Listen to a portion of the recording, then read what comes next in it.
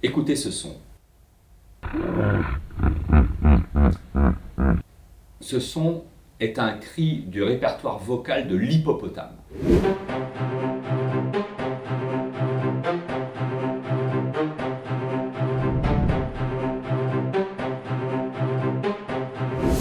L'hippopotame est un grand mammifère africain dont le rythme de vie est classiquement organisé par une alternance entre des périodes de nourrissage la nuit, où il sort alors de l'eau pour aller brouter dans des prairies, et la journée où il reste habituellement presque complètement immergé dans des lacs ou des rivières.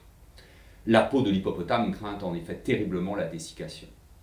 Lorsqu'ils sont dans l'eau, les hippopotames forment des groupes pouvant compter plusieurs dizaines d'individus. Sur un même lac, on peut compter plusieurs groupes. Dans une réserve d'espace sauvage au Mozambique, nous avons testé la reconnaissance vocale chez l'hippopotame.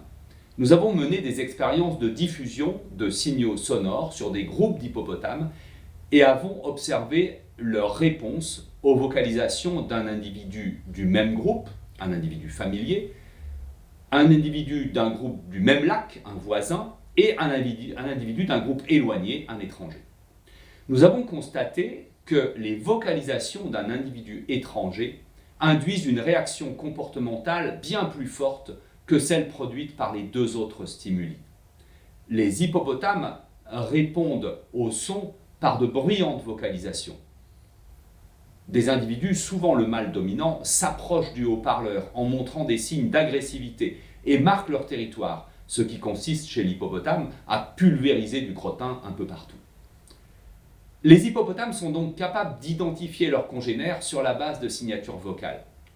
De plus, les groupes d'hippopotames sont des entités territoriales qui se comportent de manière moins agressive envers leurs voisins qu'envers des étrangers. Cette agressivité moindre face à ses voisins est un phénomène répandu chez les animaux territoriaux. Les oiseaux, par exemple. On l'appelle l'effet chair-ennemi. Dans le cas concret de nos hippopotames, la présence de cet effet chair-ennemi suggère des précautions à prendre lorsque l'on doit déménager des individus. Par exemple, pour les écarter d'une zone où la cohabitation avec les humains est difficile.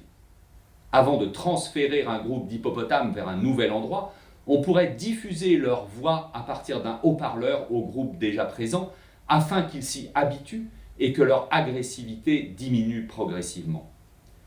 La réciprocité, qui consisterait à habituer les animaux à la voix de leurs nouveaux voisins avant qu'ils n'arrivent, pourrait également être envisagée. Nos travaux visant à comprendre le comportement et les relations sociales de cet animal permettent ainsi d'informer les stratégies développées pour la conservation des espèces.